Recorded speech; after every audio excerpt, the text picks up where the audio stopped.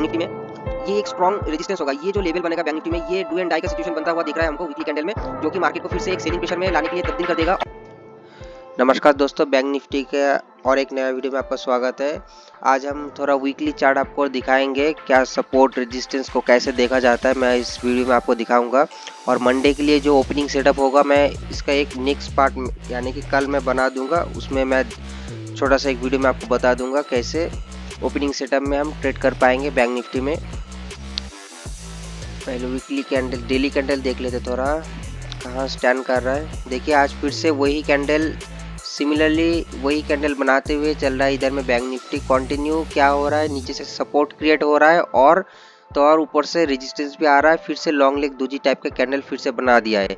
मैं थोड़ा चार्ट को आपको थोड़ा दिखाता हूँ। देखिए जहाँ ऐसे सेलिंग आने के बाद फिर मार्केट ने ठीक सिमिलर टाइप का पैटर्न क्रिएट कर रहा है ना, जहाँ ऐसे मार्केट जब क्रिएट कर रहा है, पहले देखिए ऑलरेडी क्रिएट ऐसे कर चुका था, जहाँ जब गिर रहा था फिर भी ऐसे पैटर्न में क्रिएट हो रहा था। फिर जब यहाँ से प्राइस गिर के उठना चालू हुआ, फिर से तीनों कैंडल को देखिए, यहाँ पर क्या है, वीक ज़्यादा बन रहा है, बॉडी कम बन रहा है। गौर कीजिए इस कैंडल को। तो सेलिंग प्रेशर तो है, बाइंग प्रेशर कब आएगा कब नहीं आएगा मैं आपको वीकली चार्ट में अभी दिखाता हूँ।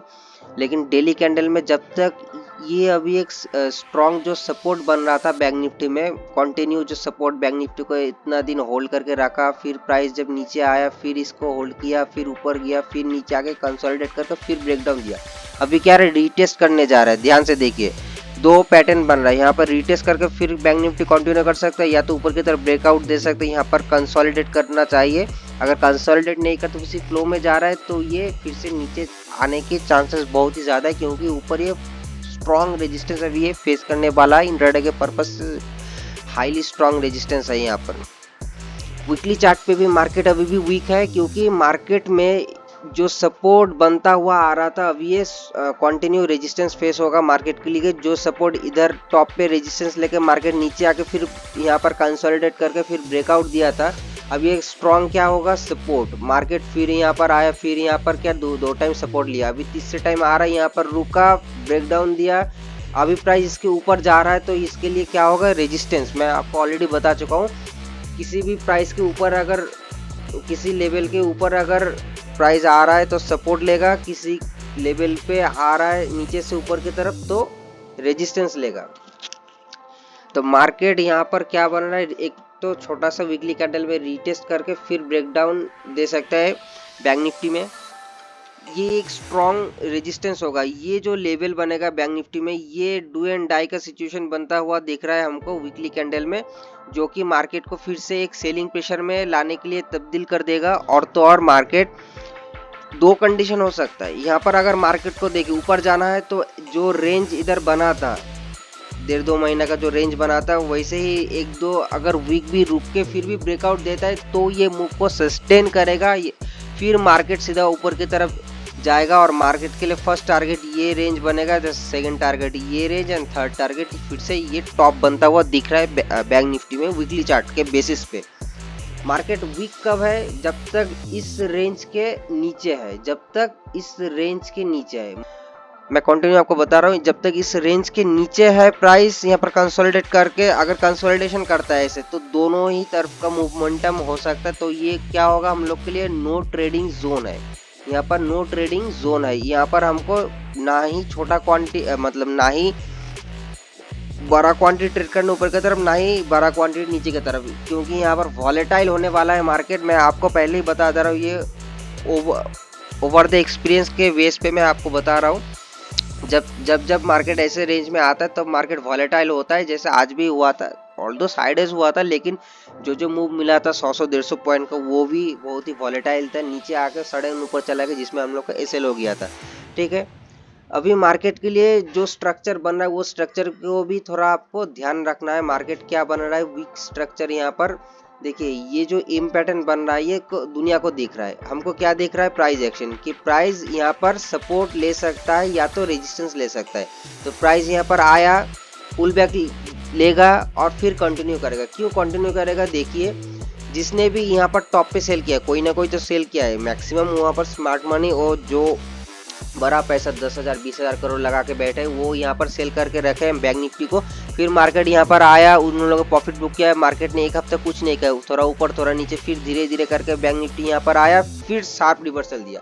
अभी क्या है, प्रॉफिट बुक करेगा यहाँ पर। जिसने भी इस लेवल पे, मिटा दे रहा हूँ, इस लेवल पे कॉल को यहाँ पर जिसने भी शॉर्ट किया था, अभी क्या होगा, मार्केट को पहले वो शॉर्ट को कवर करेगा। तो थोड़ा शॉर्ट कवरिंग आया, मार्केट थोड़ा ऊपर गया।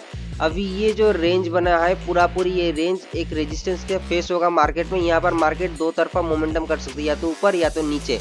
तो यहाँ पर एक आध 2 दिन अगर मार्केट रुक के अगले वीक, यानी कि यहाँ पर मार्केट अगर एक वीक रुके फिर ब्रेकआउट दे तो एक अच्छा खासा मूव मिल सकता है, वरना ये मूव को डिसकंटिन्यू करके फिर से नीचे चला आएगा। और प्राइस कब ज़्यादा तेजी से नीचे गिरना स्टार्ट होगा, जब प्राइस इस लेवल को टेस्ट करे, नीचे आए, यानी कि यहाँ पर आया, प्राइस एक्शन ऐसे बनाया, फिर जब इस लो को ब्रेक करेगा, आपको इंटरडे में 500 से 700 पॉइंट इंटरडे में आपको आराम से मिलेगा, आराम से। वो कैंडल ऐसा टाइप का रेड कैंडल बनेगा, डेली जो टाइम फ्रेम है उसमें ऐसा 12 कैंडल बनते हुए आपको दिखेगा। इस लो को ब्रेक करेगा डेली कैंडल में एक दिन, यहाँ पर डेली कैंडल में भी एक दिन ब्रेकडाउन दे दे, फिर उसके दिन अगर कंटिन्यू करता है बहुत ही शार्प मोमेंटम आएगा, या तो फिर मार्केट इंटरडे में भी एक शार्प मोमेंटम दे सकते हैं इसके नीचे, क्योंकि यहाँ पर पोजिशनल स्टॉप लॉस है पड़ा है। और फिर मार्केट यहाँ से अगर गिर रहा है तो नेक्स्ट जो सपोर्ट बनेगा ठीक ठाक सा मार्केट के लिए वो है 41,500 से लेके 41,600, ये 100 पॉइंट का जो रेंज है, इसमें मार्केट एक तो सपोर्ट फिर से ले सकता है। फिर मार्केट हम अगर यहाँ पर आता है तो हम देखेंगे, तब अगला डिस्कशन बाद में होगा। यहाँ पर आने के बाद अगर टाइम बिता के ऊपर जाता है तो कॉल, यहाँ पर आके नीचे ब्रेकडाउन करता तो पुट। फिर जो सपोर्ट बनेगा बैंक निफ्टी में वो यही एक तो स्ट्रॉन्ग सपोर्ट बनेगा 40,000 का, लेकिन इतना दूर का सोचना अभी ठीक नहीं है, पहले हमको इस लेवल पे ही ध्यान देना है। ओके, अगर वीडियो आपको पसंद आए, कुछ सीखने को मिले, कुछ समझने को मिले, प्राइस एक्शन कैसे काम करता है, आप मेरे साथ रहिए, सब्सक्राइब कीजिए, लाइक कीजिए, तो मैं आपको धीरे धीरे हर एक पैटर्न, हर एक कैंडलस्टिक कैसे काम करता है मार्केट में, ऑप्शन देखिए, ऑप्शन बायर क्या होता है, दूसरे के स्क्रीनशॉट, प्रॉफिट एंड लॉस तो देखता ही नहीं है, ये हार्ड रियलिटी है।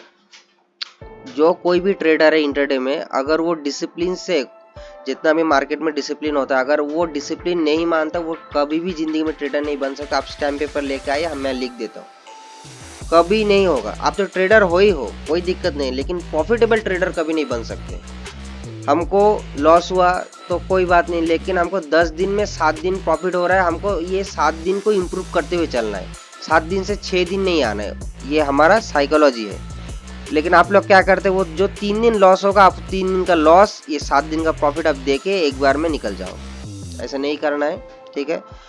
वीडियो अगर आपको समझ आ गया है तो लाइक कीजिए, शेयर कीजिए, सब्सक्राइब कीजिए। धन्यवाद, जय हिंद।